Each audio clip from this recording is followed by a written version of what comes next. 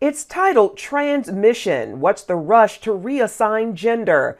The film sheds new light on the growing trend of children with gender dysphoria being treated using puberty-blocking drugs and surgery.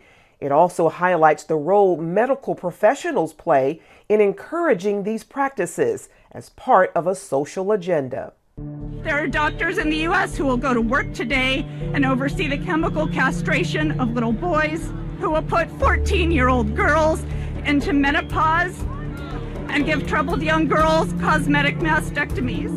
The documentary features health experts, educators, and parents who see danger in providing this medical transitioning for children. Producer Jennifer Law of the Center for Bioethics says trans men are helping fuel the trend. They aren't happy that they had to transition after puberty, because after puberty, you have an Adam's apple, you have a deep voice, you have big hands and feet, you're large. But this notion within the trans activists is, we can fix this by blocking puberty. And these young boys and girls. Advocates are also pushing the shocking idea of allowing children to make these decisions without parental approval. How on earth could a 7 or 8 or 9-year-old young person say, yes, I'd like to have my uterus removed, or I'd like to be put on the wrong sex hormones so I don't develop sperm and I don't get facial hair. And then when we think that we can willy-nilly stop that and block that there's not going to be any short and long-term harms to that, it's just unfathomable. Doctors who oppose these treatments point out how little data exists on the impact of hormones, puberty blockers, and gender surgeries on the body throughout a lifetime. The reality is we don't have any long-term studies in children, and there's very good reason to be concerned about the outcome.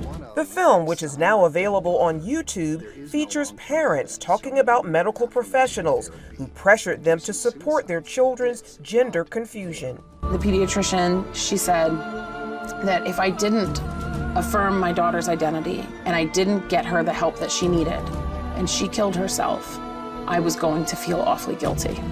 Some patients share regret over transitioning, saying it only covered up and intensified deeper psychological problems. I was such a pretty girl. I was such a good girl, and then I just ruined it, basically. And I turned myself into this hairy man, and now I'm, stuck looking and sounding like this forever. Many of them have said, we wish the doctor would have said, this is not the route we're going to take. We're not going to push you on this gender reassignment track and put you on that fast track to cross-sex hormones and surgeries. We're going to find out what's really going on here. Meanwhile, Law says the transgender movement dismisses those who regret their decisions because they don't fit the narrative.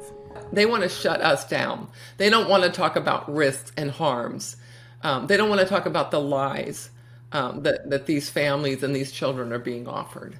Law says she made the film to help parents and kids facing these issues make more informed decisions about the risks. Charlene Aaron, CBN News.